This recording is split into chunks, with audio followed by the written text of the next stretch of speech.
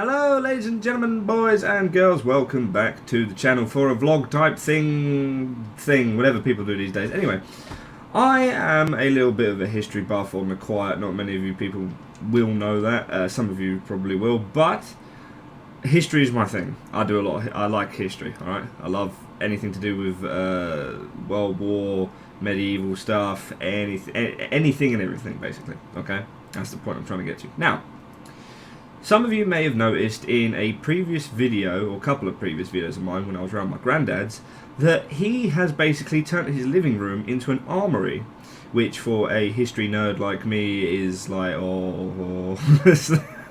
I've come across the Holy Grail, okay? There's literally everything, knives, guns, everything, alright? It's brilliant. There's even a sword, okay? And that brings me to my video today. Now, my granddad was exceptionally generous, alright? Oh, I can't put that forward enough. He was exceptionally generous. He gave me one of his pieces. Maybe thinking, what is that? Well, the title of the video kind of gives it away. It is one of these. A Walther p38 as used by the German army. This particular one is a copy. Now, if we zoom in here. Focus down. There we go. ME 38p cow 8mm made in Italy with a bunch of other marks. What this thing is clearly a replica, copy, whatever, fully functional to a degree, but as you can see there's a ball bearing stuck down the end of the barrel to stop it from firing. What this thing actually does is fire blanks, which is why it's in 8mm and not 9 like it should be. Now then, if we pull the magazine out, you can see that, especially down the bottom there, it is very, very, very short. That's because, being it fires blanks and it's only chambered to fire blanks, they don't need a whacking great big magazine like normal, okay? So basically, for those of you who don't know, a blank bullet is a regular bullet, so it's got a cartridge, but it doesn't have the actual bullet tip in it, okay? So it's just a cartridge filled with powder that makes a big bang noise, okay? That's all it is. Perfectly legal. Everything is all above board and everything, and he says, you know what, you have it. Thank you very much. This is pride of place on my shelf of stuff, my man cave of stuff, and this is glorious. This is really heavy, by the way. Okay, you do not appreciate how heavy these things are until you have them in your hand. Now then, again, the title of the video kind of gives it away. What's the point of me showing you this thing? This isn't what the title says. Well, there's a reason he gave me this, okay? And that's because he bought another one. He bought this one. Looks a bit shinier. Meh. Now then, you may be wondering, what's the big deal? What's so different? Well, if I get rid of my one for a moment. Knock the camera. This one is real. It's been disarmed, so it can't fire or anything. By the, I think it was the British Armoury, disarmed it. It's got a stamp somewhere and all that various other shenanigans. However, this thing is the real McCoy. Now then, as you can see inside the internals of the weapon. Now then, these things were used by the German army as a standard issue sidearm for practically any Tom, Dick and Harry, really. Officers, soldiers, what have you. Job's good. I love that noise, man. It's just a bang. Love it, love it, love it. Trigger works. Double action trigger as it goes. As you can see, the trigger is there, but the pull goes all the way back until there. That's when you see the hammer come back. That's when it's in its ready to fire position, and then the last little bit requires extra effort. Click, gun goes off, one dead guy.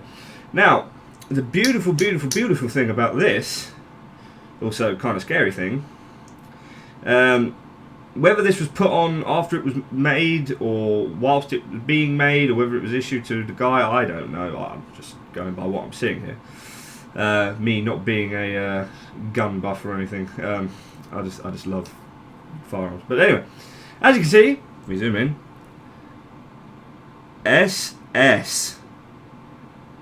Used by the Waffen SS. Now, is that not cool and scary at the same time? This thing fills me with so many different emotions when I hold on to this thing. This is a marvel of technology. It's a beautiful, beautiful weapon in my own mind. I think this is a goddamn sexy gun. But at the same time, having that logo on it kind of fills you with a little bit of dread, doesn't it? That most of you watching this will know what the Waffen SS were like. Waffen, like the Waffen SS are like. They were the hardcore elite stormtroopers of the Nazis. These guys did not mess around. They were very zealous. They would kill Jews on sight, and let's be honest, if this is... I've got no reason to believe otherwise, but if this is a proper used by SS gun, there's an excellent chance that this thing may have killed the Jew at some stage. It's got all the appropriate other markings on it, so I've got no reason to, because we did our homework when we got the thing. We always do when my granddad buys any of this stuff. We immediately go on Google, check all the marks, the maker's marks and all the rest of it, and everything on this is 100% kosher. Ironic really, isn't it? Using a Jewish term for a German gun.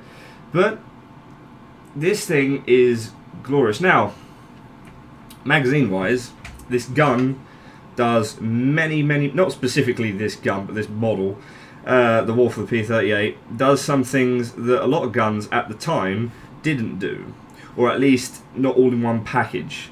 It has double action trigger, it has fires 9mm rounds, which, as you can see, much bigger magazine. Now then, wait there one moment while I go and retrieve my other one. We can compare the magazine sizes. This one is the one that fires the 8mm, the blanks, from my one. This one, if we get them side by side, is the one that fires the actual 9mm rounds. If I put them next to each other, line them up right. Look at that. That is the whole difference, and you can even tell the difference from this end. There you go. Hold it straight, damn you. That's the bottom of the magazine there. You can see this massive chunk. I mean, it's like near enough the width of my finger. Whereas this one is like doesn't even cover half my fingernail. Okay, this is a big, like, these days 9mm are everywhere and they're tiny, but at the time that was a damn big bullet to have in a handgun. Now then, we slam this back in. Other things this thing does, it has a very odd magazine eject, which if you see down here, that is the magazine eject. Normally on modern day handguns you've got a switch somewhere and you press it and it comes out the bottom. This thing, you just grab hold of it, get a good shot. Look at this, David Dim will beat you right out. Right, focus, damn you, focus, whatever. Anyway, this piece here, you pull back on it and it releases the catch. Then you grab hold of the front and then you just slide it down. Just like that. And you can do all that in your hand very, very, very easy. I mean, me having one, I can fiddle with it all day long. It helps if I also have the gun in shot. Sorry. There you go. Do it all day long. Easiest thing in the world. Now then, the other really cool thing that this gun does is that you're able to actually have a round chambered in the gun, ready to go, have the hammer cocked, everything, okay, with the safety on, holstered in your holster, clearly. Very, very, very few other, by today's standards, that's nothing special, but back then, like I said, having all these different aspects work together in such a compact weapon, you just didn't see very often. So this thing, you can pull the slide back, round goes into the chamber as per usual. Then if I come this side, gently hold it to stop it from flicking forwards like a lunatic, and it keeps the hammer cocked, so a round is ready to go. Then you come around here, you take this, the fire, put it on safety, and as you can see the trigger's there, pulled back, ready to go, and no matter how hard you squeeze that, the trigger ain't going.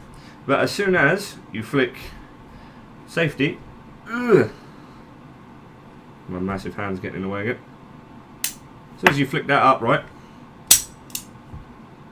so you can have a round in the chamber ready to go in your holster. Some guy turns up and you just pull it out, switch the safety off, which is very easy because it's right where your thumb is. You can work the safety with your thumb very, very, very easily, like so. Have it in your holster, flick the safety switch up as you're pulling it out your holster, aim at the guy, bang. Also, have a look at the iron sights. If I can... Oh, hang on, almost had it. Come on. Not mute. It's so hard to do. Ah. Anyway, somewhere around there. That's basically what the iron sights looks like. It's a slit with a front post. What's not to like about this thing other than the SS logo? But like I said, that adds something but also takes something away. Weird emotions. However, I love this thing. I have always loved German weaponry. I don't know what it is. I don't know whether it's the aesthetic or just the ingenuity behind making the things. I have no idea, but they were damn good. And I love this thing. I love it. I love it. I love it. Like I said, the SS thing fills you with dread, but also you sort of go, wow, that was actually an SS handgun. So, such is life. But anyway, like I says, my granddad has a bajillion other stuff. He has several handguns, couple of rifles, an SMG, and a metric crap ton of knives, and also a sword. So, please let me know down in the comment section below whether you would like to see some more of his antique hardware. And all of it is amazing, okay? All of it is truly amazing. So please let me know if you'd like to see any of that. I'll be more than happy to ask him to if I could borrow it to do a video on it. Like I says, leave a comment down below, leave a like, share it with your friends. Share, share, share. Sharing is caring. Ma. And join me again next time for another vlog type thing, because this is a trend now that I'm doing, vlogging. I don't normally do it. Could you tell? So yeah, join me again next time for some more of this stuff. And until then, take very, very, very good care of yourselves, ladies and gentlemen, and I'll see you all next time. Ta-da, everybody.